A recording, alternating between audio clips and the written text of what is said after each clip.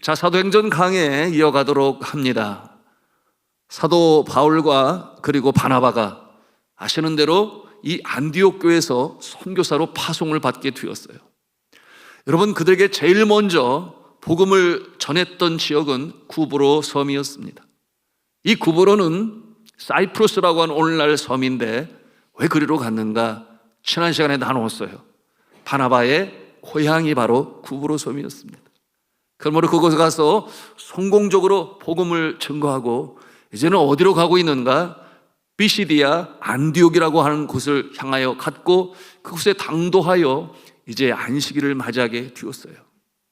비시디아 안디옥, 어느 분들에게는 굉장히 낯익은 이름이 되는데 그들이 누구인가 하면 여러분 2년 전에 성지순례 터키와 그리스에 함께 갔던 우리 성도님들이 비시디아 안디옥 기억하세요?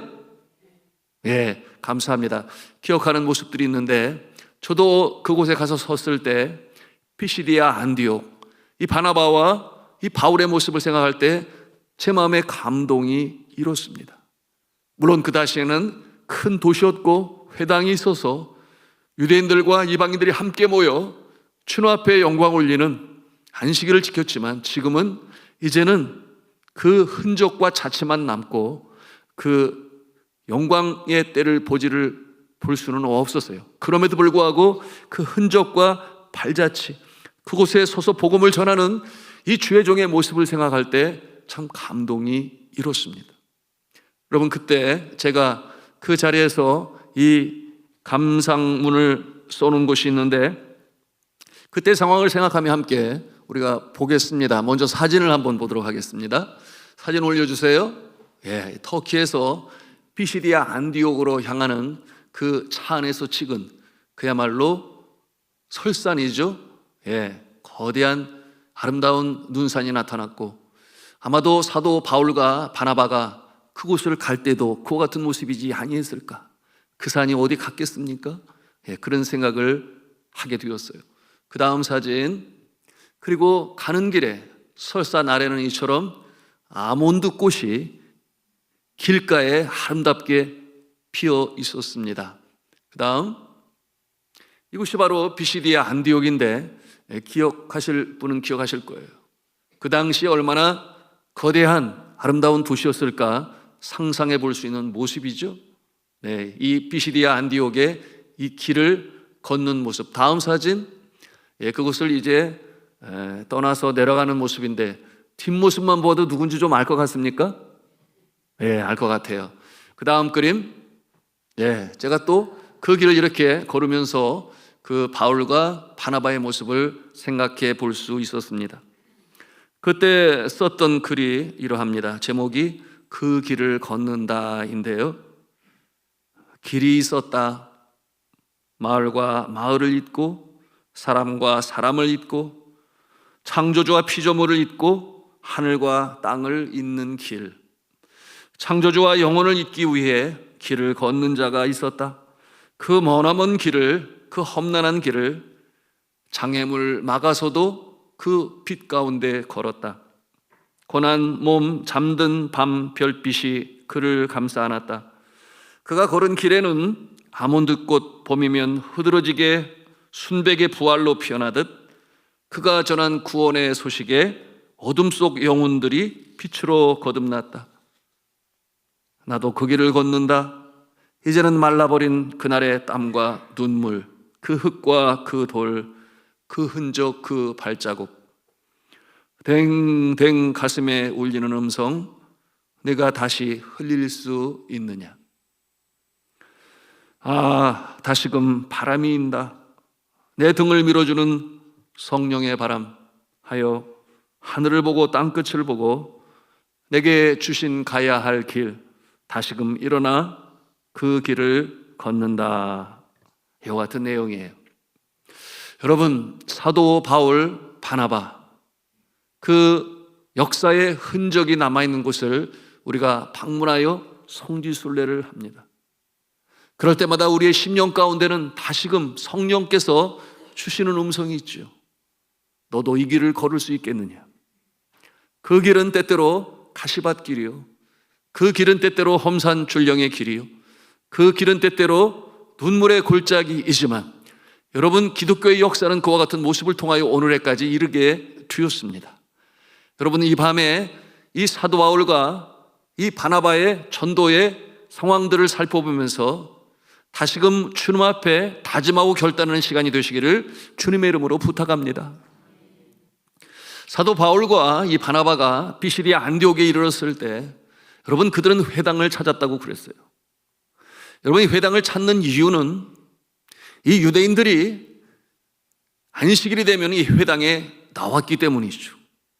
이 회당은 유대인들이 1년에 3번 예루살렘 성전에서 있는 명절, 그것이 유월절과 초막절 그리고 오순절이었습니다. 그때는 방문하지만 평소에는 그 길이 멀어서 방문할 수가 없지요. 그러므로 바벨론 포로 이후에 세워진 소위 시나고구라고 하는 이 회당을 통해서 그들은 함께 모였습니다. 그리고 주의 말씀을 묵상하고 율법을 지킬 것을 다짐하고 하나님께 영광을 올렸던 것이 회당이에요.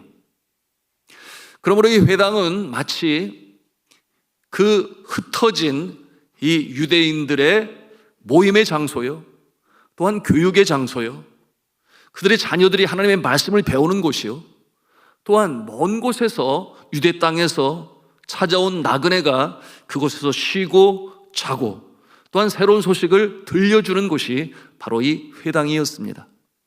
그러므로 이 사도 바울은 회당을 통해서 그들에게 예수 그리스도의 십자가의 복음을 전했던 것입니다. 여러분, 이처럼 회당을 찾아서 복음을 전하는 이 사도 바울과 바나바, 두 가지 큰 이유가 있는데, 첫째는 무엇인가? 첫째는 바울은 자신의 민족이 구원받기를 원했습니다.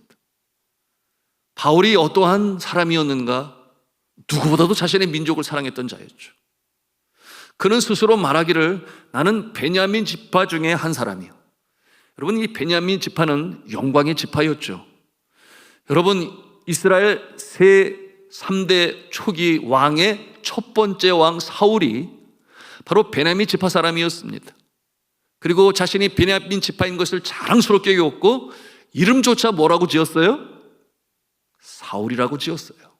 바로 초대 왕 사울의 왕 그 이름 그대로 나는 베냐민 지파 사람이요, 그러므로 내 이름은 사울이요, 또한 바리새인 중에 바리새인, 다시 말하면 하나님의 율법을 지킴에 있어서는 누구보다도 열심인 나 바울은 이처럼 자신을 소개하고 있습니다.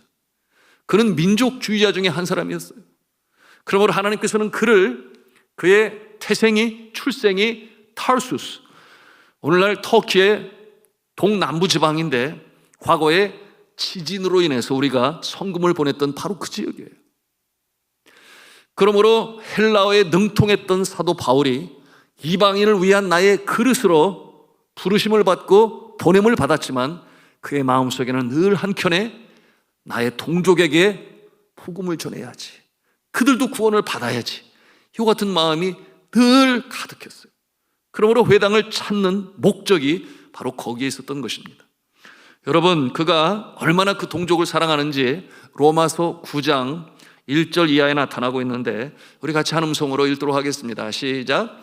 나에게 큰 근심이 있는 것과 마음에 그치지 않는 고통이 있는 것을 내 양심이 성령 안에서 나와 더불어 증언하니 나의 형제 곧 고륙의 친척을 위하여 내 자신이 저주를 받아 그리스도에게서 끊어질지라도 원하는 바로라. 아멘.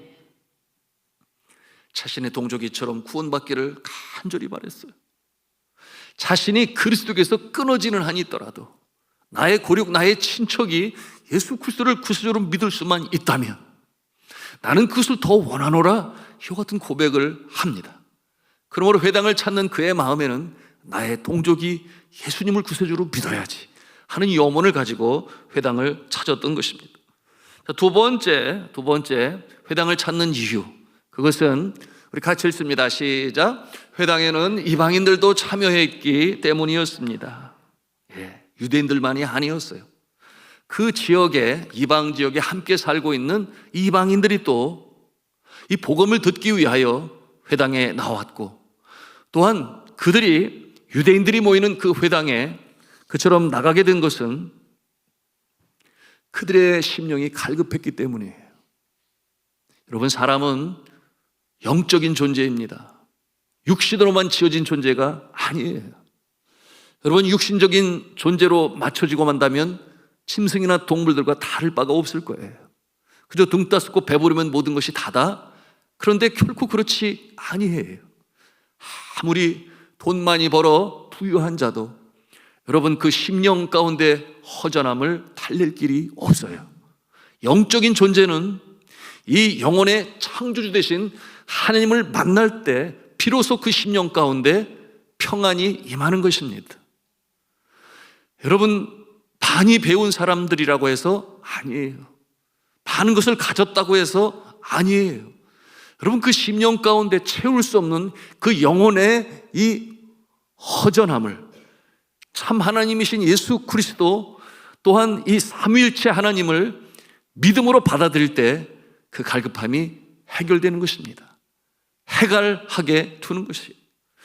여러분, 이 이방인들이 회당에 나올 때 유대인들과 비교하여 그들은 자신이 유대인들처럼 그 선민이라 그렇게 여기지 아니했고, 그렇게 대해주기를 기대하지도 아니했어요.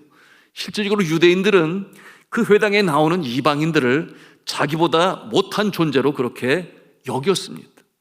그럼에도 불구하고 꾸역꾸역 나오는 것은 그 영적인 갈급함, 영적인 목마름, 그것을 해결할 길이 없어 그처럼 나오게 되었던 것입니다. 여러분, 이와 같은 모습 사도 바울은 너무나 잘 알죠. 그러므로 그들에게도 생명의 복음, 이 십자가를 통해서 이루신 사랑과 용서의 그 구원의 복음을 그들에게 전하기 위하여 회당을 찾았던 것입니다. 여러분, 오늘날에도 마찬가지예요. 많은 사람들이 잘 먹고 잘 사는 것으로 만족하지 못해요. 여러분, 이 종교성을 가지고 있는 것은 일찍이 칼빈 선생이 뭐라고 그랬는가? 사람은 누구에게나 종교의 씨앗이 심겨져 있다 그랬어요. 여러분, 그러므로 영원한 것을 사모합니다. 그리고 자신의 영혼의 창조주를 늘 그 심령 가운데 그리워합니다. 문제는 무엇이에요? 참 하나님을 만나느냐, 아니면 우상을 만들어 놓고 거기에 그것을 기대하느냐 하는 그런 잘못된 모습, 그 모습이 다를 뿐이죠. 이번에 네팔에서 우리 주파송 선교사 세 가정과 함께 네팔 카트만두를 중심으로 여러 사원을 다녔습니다. 그런데 그 모습이 그들에게 얼마나 충격적으로 보였는지, 찾아갔던 한 곳은 파슈파티나트라고 해서 덕친 칼리라고 부르는데, 덕친이라는 말은 남쪽이요, 칼리라고 하는 것은 쉬바 신의 스파우스, 즉 배우자인데 화가 날 때 얼굴이 까맣게 된다 해서 칼리인데 뜻이 까맣다, 그런 뜻이에요. 그곳에 이 화난 칼리 신을 달래기 위하여 사람들이 어떻게 하는가? 염소의 목을 따서 피를 검은색으로 만들어진 돌 우상에 뿌려요. 그런가 하면 닭의 목을 따서 또 그 피를 여러분 그 우상에 뿌립니다. 그러면 이 칼리 신의 노여움이 이제 사라져서 액땜을 해주고, 특별히 결혼식을 앞두고 또한 환갑을 앞두고 큰 행사를 앞두고 그렇게 해야만 된다 해 모이는데, 거기에 매캐한 향냄새와 찬트를 하는 소위 성가되겠죠. 그 부르는 노래와 그리고 그 계곡에 흘러가는 물이 그 피가 그쪽에 섞여서 흘러가는 이와 같은 모습, 거대한 수많은 사람들이 온 그 모습을 바라보면서 충격이 되지 않을 수가 없는 거예요. 뿐만 아니라 다른 곳 길거리에 가다가도 산 이 신당들이 얼마나 많은지, 도시 전체를 덮고 있는 매캐한 이 향냄새로 인해서 머리가 아프다는 거예요. 머리가. 그러더니 이집트에서 오신 선교사님이 그러더라고. 나는 여기가 안 맞아요. 다니면서 계속 나는 여기가 안 맞아요. 뭐가 안 맞아? 그랬더니 저기 이집트는 이슬람 그 신앙은 확실하게 무엇이 다르다. 그렇기 때문에 기독교가 더 확실하게 나타나는데 여기는 모든 것을 다 수용하는 소위 늪과 같은 종교, 이 힌두교예요. 다 받아들여요. 그들이 가지고 있는 신학 자체가 그러합니다. 그들의 이 보존의 신 비슈누는 이 세상의 열쇠의 모습으로 다시금 아바타의 모습으로 나타나게 되었어요. 여러분 아바타 들어보셨을 거예요. 그러므로 때로는 원숭이의 모습으로, 때로는 석가모니의 모습으로 다양한 모습으로 등장해서 인류를 구원하게 되는데, 예수님에 대해서, 지저스 크라이스트에 대해서 전하니까 그들은 어떻게 생각을 하느냐? 예수님도 비시누의 환생인가? 이렇게 생각을 하면서 예수님을 그들이 믿고 있는 신 중에 하나로다가 이렇게 두어서 모든 것을 수용하게 되니까 이것이 뚜렷하게 나타나지가 아니하고 시간이 지나면, 그러니까 또 우리 이경성 선생님이 그러는 거예요. 여기서 몇 년 살다 보면 푹 빠져 들어가겠어요. 헤어나오지를 못할 것 같아요. 그렇게까지 표현을 해요. 여러분 오늘날 이 시대에 사람들은 이 공허한 이 영혼 채울 길이 없어서 사색으로 만들어진 진짜가 아닌 가짜 앞에 머리를 조아리고 거기에 행복이 있을 것처럼 줄 것처럼 생각하여 그렇게 복을 기원하지만은, 그러나 오직 참 하나님은 삼위일체 하나님이요 예수님이요 성령님이신 줄로 믿으시기를 바랍니다. 여러분 이와 같은 내용으로 사도 바울이 그들에게 전하기 위하여 이처럼 또 회당을 찾아가게 된 것이죠. 이와 같은 모습을 볼 때 주 안에 사랑하는 성도 여러분, 우리는 감사할 수 있어야 돼요. 우리는 참 하나님이시요 참 구원자이시요 오늘도 우리와 함께 하시는 임마누엘 성령님을 믿고 있으니 여러분 감사하시기 바랍니다. 여러분 이 네팔에 가시면 청년들은 아무런 사역을 하지 않아도 제일 먼저 드는 생각이 뭐냐? 감사하다, 감사하다 그래요. 뭐가 그렇게 감사한가? 우리가 이와 같은 이 어두운 영, 잘못되어진 신을 믿지 않은 것이 너무나 감사하다 그래요. 여러분 이 생명의 복음, 사도 바울은 그들에게 이처럼 먼 길, 때로는 강도를 만나고 배고프고 도적을 만나고 태풍을 만나고 그 어려운 가운데서도 그 걸음을 멈출 수 없었던 것은 바로 이 생명의 복음이 영혼을 살리는 일이기 때문에 그는 불꽃 같은 인생으로 그의 삶을 주 앞에 온전히 드렸던 것입니다. 자, 이 사도 바울은 그들이 읽고 있는 구약 성경을 해석하면서 복음을 전했어요. 여러분 사도 바울이 복음을 전할 때 유대인들에게는 신약 성경이 없었지요. 그러므로 구약 성경에 예언하고 있는 장차 임하실 이 메시아 구세주에 대해서 구약 성경을 풀어가며 그들에게 전하였습니다. 자, 오늘 사도행전에 기록되어진 오늘 이 사도 바울의 설교의 내용이 나와요. 그 내용은 사도 바울이 처음으로 이제 신약 성경에 기록하고 있는 설교의 내용인데요. 자, 그 내용을 보면 우리도 복음이 무엇인 줄을 알 수 있을 거예요. 첫째는 이스라엘 민족을 택하신 하나님의 이유를 말씀하고 있습니다. 여러분 하나님께서 왜 유대인들을 택하셨는가? 그들이 누구보다 잘나서 택하였는가? 그렇지 않다라고 그들에게 확실히 가르쳐주고 있습니다. 하나님께서 유대인들을 The chosen people이라고 그랬죠. 선민으로 선택받은 민족으로 택하신 것은 그들이 다른 민족보다 우월해서가 아니라 하나님의 전적인 은혜로 택하였습니다. 그리고 하나님을 경외하는 자가 잘 될 것이라고 하는 것을 하나의 샘플로 모든 열방, 민족, 백성, 방언에게 증거하기 위하여 유대인들을 택하신 것이죠. 그러므로 너희들이 너무나 교만하지 말아라, 이와 같은 내용으로 이 유대인들에게 설교하시는 것입니다. 여러분 이처럼 아무런 조건 없이 이스라엘 백성들 하나님이 택하신 것은 하나님의 전적인 은혜인 것처럼 하나님께서는 이제 또 다른 백성들도 택하시기를 원하신다. 왜냐하면 그 영혼의 창조주가 하나님이 되시기 때문에 그 같은 내용을 확실히 알아야 한다.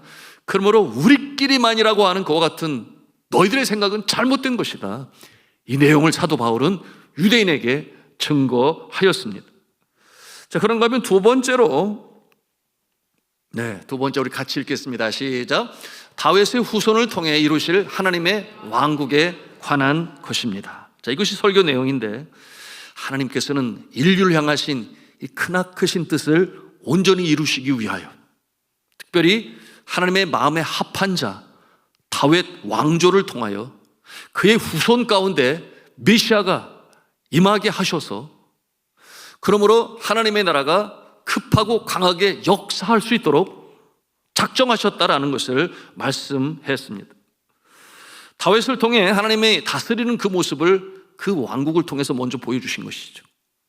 여러분, 지금도 유대인들은 가장 존경하는 인물로 모세와 다윗을 손꼽고 있습니다. 다윗 왕조의 때에 가장 태평성세를 이루었죠. 주변에 있는 많은 나라들이 와서 조공을 바쳤고 그리고 그 앞에 나와 머리를 조아렸습니다. 다윗 왕의 때에 이스라엘 백성들은 그야말로 세상 어느 민족이 부럽지 아니했어요. 그런데 다윗 왕조 이후에 어떤 일들이 벌어집니까? 여러분, 그 나라는 둘로 나눠지게 되었고 북왕국 이스라엘은 아시리아에게 멸망을 하고 바벨론은 남왕국 유다는 바벨론에게 포로가 잡혀가서 70년 동안 그발 강가에서 자신의 고국과 성전 예배를 그리워하며 슬피 울었다 그랬습니다. 여러분, 그러므로 이 다윗 왕조, 여러분 유대인의 마음속에 그때가 다시금 임해야 되는데 그러므로 소위 메시아 사상이 발전하게 된 거예요. 메시아가 임할 것이다. 메시아가 임할 것이다. 그가 와서 세계를 다스리고 우리는 다시금 하나님 앞에 선민으로 우뚝 서게 될 것이다. 그 같은 메시아 사상이 있었던 것입니다. 그러므로 이 사도 바울은 바로 이 다윗의 후손을 통해 하나님의 왕국이 이루어지게 될 것이다. 이 같은 내용으로 그들에게 전합니다. 이 같은 내용을 전할 때 그들이 얼마나 기뻤을까요? 그렇지, 마치 다윗 왕조의 후손 중에 메시아가 임할 것이지 그렇게 마음을 열고 아멘하며 받아들였을 것이 분명해요. 자, 그런데 이어지는 이 사도 바울의 이 설교의 내용이 무엇인가? 세 번째 내용인데 여러분, 그것은 같이 읽겠습니다. 시작.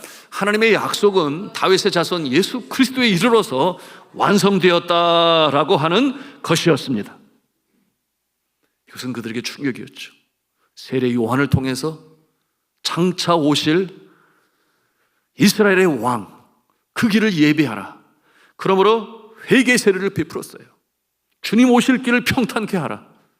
그런데 정작 예수 그리스도께서 이 땅에 오셨을 때 그들은 알아보지 못했습니다. 성경을 그처럼 연구하는 이 서기관들과 여러분 이 성경학자들, 바리새인들도 알아보지를 못했어요. 세례 요한을 참수형을 시키지를 아니한, 그런가 하면 예수님마저 극악무도한 사형수들이 달리는 십자가에 못 박았던 그 모습, 그가 바로 메시아 하나님의 아들 예수 그리스도 우리의 구세주이셨습니다. 이 내용에 대하여 그들에게 전할 때 그들은 깜짝 놀랐을 것입니다. 그러므로 회개해야 된다라는 내용으로 이 사도 바울은 그들에게 말씀을 전했던 것이죠. 여러분, 그 무지함, 여러분 그 내용이 이제 오늘 27절에 있는 내용인데 우리 같이 읽도록 합니다. 시작. 예루살렘에 사는 자들과 그들 관리들이 예수와 및 안식일마다 외우는 바 선지자들의 말을 알지 못함으로 예수를 정죄하여 선지자들의 말을 응하게 하였도다. 여러분, 이 내용을 통해서 결국 메시아를 십자가에 못 박았다, 알지 못해서 이와 같은 내용으로 그들이 깨닫게 하고 있습니다. 자, 그런가 하면 이처럼 말씀을 전할 때 여러분 그들 중에 많은 사람들이 그가 전한 이 복음에 대해서 마음을 열고 받아들이게 되었어요. 한편으로 그런 생각이 듭니다. 어떻게 이렇게 완고한 자들의 마음이 이제는 열어져서 사도 바울이 전한 예수 그리스도를 메시아로 믿게 되었을까? 여러분, 이것은 신비예요. 여러분, 우리 한국 안에 우리가 있을 때는 잘 보이지 않지만 이처럼 기독교가 1% 미만인 나라에 가서 보면 도무지 참 이해가 되지 않아요. 어떻게 저렇게 종교의 열심인 자들이 예수를 믿고 죄 몸된 교회가 세워질 수 있을까? 여러분, 잘 이해가 되지 않습니다. 여러분, 이와 같은 역사는 누가 하시는가? 바로 하나님께서 예정하시사 성령으로 되어지는 줄로 믿으시길 바랍니다. 여러분, 성령의 역사심이 아니고서는 어떠한 방법으로도 그것을 설명할 수가 없어요. 여러분의 모습을 한번 생각해 보십시오. 내가 어떻게 예수를 믿게 되었는가? 여러분, 내가 원하여 예수 믿은 자들 의외로 많지 않아요. 여러분, 과거에 우리는 죄인이었으나 이제 예수 그리스도의 십자가의 보혈로 용서함 받아 의인이 되게 된 것은 전적으로 성령께서 우리 안에 내주하심으로 역사하셨는 줄로 믿으시기를 바랍니다. 주님께서 하시는 거예요. 그러므로 아무것도 자랑할 것이 없으며 우리는 감사함으로, 겸손함으로 그 은혜를 어떻게 보답하며 어떻게 갚을까? 여러분, 이와 같은 마음을 가지고 나갈 때 주님께서 더 기뻐 사용하시는 줄로 믿으시길 바랍니다. 여러분, 이처럼 돌아오는 모습들이 있었으니 오늘 말씀이 이제 43절에 있는 내용이에요. 43절 말씀을 같이 읽도록 하겠습니다. 시작. 회당의 모임이 끝난 후에 유대인과 유대교에 입교한 경건한 사람들이 많이 바울과 바나바를 따르니 두 사도가 더불어 말하고 항상 하나님의 은혜 가운데 있으라 권하니라. 할렐루야. 많은 사람들이 그 마음을 열고 듣고 믿고 구원받게 되었으니 여러분, 성령께서 이처럼 하나님의 나라를 확장해 나가셨던 것이죠. 자, 그런가 하면 그 가운데 유대인들 중에는 믿지 아니하는 자들이 있었어요. 그러므로 반대하고 이 바울과 바나바를 쫓아내고, 여러분, 이와 같은 모습은 오늘날에도 있지요. 여러분, 이와 같은 모습은 어느 시대고 있었습니다. 이와 같은 모습을 오늘 말씀에 우리가 보는데 13장 45절 말씀이죠. 우리 같이 또 읽도록 합니다. 시작. 유대인들이 그 무리를 보고 시기가 가득하여 바울이 말한 것을 반박하고 비방하거늘. 그러므로 바울과 바나바를 핍박을 하고 그곳에서 쫓아냈습니다. 복음을 전하는 자에게 이처럼 무시당하고 핍박당하고 압제당하는 일들이 오늘날에도 있어요. 여러분, 그렇다고 해서 복음이 멈추는가?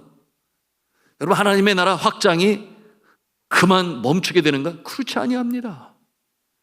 여러분, 하나님의 나라는 막으면 막는 대로 마치 그 모습은 거대한 이 물결이 흘러갈 때 앞에 바위가 있으면 바위를 돌아서 가게 돼 있어요. 결국은 어디까지 이르는가? 바다에까지 이룹니다. 여러분, 이 시냇물이 폭포를 이루어서 바위를 깨고도 남음이 있는 이 폭포수로 떨어질 때가 있는가 하면 복음의 역사를 지금 말씀하고 있어요. 여러분, 이와 같은 급하고 강하게 역사하던 때가 우리 한국에도 있었고, 지금은 또한 브라질이라든지 네팔이라든지 또한 중국에서라든지 보이지 않는 가운데 이 거세고 강한 물살을 막을 길이 없습니다. 그런가 하면 거대한 강을 이루어 그 세기와 크기를 알 수 없어요. 여러분, 그처럼 흘러가는 모습으로 마침내 바다에 이르게 되는데, 여러분, 이와 같은 복음의 역사는 복음을 전하는 자들을 통해서 때로는 이처럼 막힘을 당하지만 그러나 멈추지 않는다 하는 내용을 우리에게 격려하며 말씀하고 있어요. 우리 같이 그 내용을 읽도록 하겠습니다. 44절에 우리 있는 말씀을 같이 읽도록 합니다. 시작. 그 다음 안식일에는 온 시민이 거의 다 하나님의 말씀을 듣고자 하여 모이니. 할렐루야. 그 시민들이 모이게 되었다. 더 많이 모이게 되었다. 너무나 감사한 역사죠. 그 이어지는 말씀이 뭡니까? 48절 49절 말씀을 또 같이 읽습니다. 시작. 이방인들이 듣고 기뻐하여 하나님의 말씀을 찬송하며 영생을 주시기로 작정한 자는 다 믿어라. 주의 말씀이 그 지방에 두루 퍼지니라. 아멘. 여러분, 당시 이방 세계는 갈증에 허덕였습니다. 진리의 갈등. 헬레니즘은 인본주의에 입각한 철학으로, 여러분, 그리스에 얼마나 철학자들이 많습니까? 그러나 그 철학의 마지막의 모습은 허무주의에 떨어지게 됩니다. 여러분, 그들의 심령에 진정한 참 안식과 평강, 구원을 주지 못했는데 그 갈증, 진리에 대한 갈증이 이처럼 그 비시리아 안디옥에 있는 시민들이 나와 말씀을 듣고 예수를 믿고 새 생명으로 살아가게 되었습니다. 이제 말씀을 마치겠습니다. 여러분, 우리가 예수 믿는 것 감사하시기 바랍니다. 여러분에게 복음이 오기까지는 어떠한 여정과 과정들이 있었는지를 우리는 알아요. 구한말, 그야말로 가난과 무지와 질병으로 신음하던 그때에 나라의 주권을 빼앗겨 내일이 보이지 아니하던 그 암담한 때에 태평양을 40일에 넘도록 그 풍랑을 헤치고 이 땅에 상륙한 젊은 선교사들에 의해서 학교가 세워지고 병원이 세워지고 교회가 세워지고, 그러는 가운데 그들이 당한 어려움도 많이 있었어요. 여러분, 양화진 묘지에 가보면 1년이 되지 않은 이 선교사의 아가의 무덤들이 한두 개가 아닙니다. 그러는 가운데 이 땅에 예수 그리스도의 이 피 묻은 복음이 선포되게 되었고, 그리고 그 복음이 우리의 믿음의 선배들을 살렸고, 또한 이 나라를 위하여 기도하는 자들로 세워, 여러분, 이 나라의 순국 열사들이 우리 기독교인들 중에 얼마나 많은지 몰라요. 그리고 그 바톤을 우리가 이어받았습니다. 여러분, 우리에게는 이 중대한 사명이 있으니 올해 우리 교회의 표어처럼 성령 충만으로 전도하여 주의 집을 채우는 해로 우리가 선포하고 나아갑니다. 여러분, 올해가 다 가기 전에, 그리고 이 결실의 계절에 오늘 이 사도 바울과 이 바나바의 이 후손이 되어 바톤을 이어받아 영혼 구원하는 일에 감사함으로 사랑의 빛을 갚는 마음으로 증거하시는 저 여러분 다 되시기를 주님의 이름으로 축원합니다.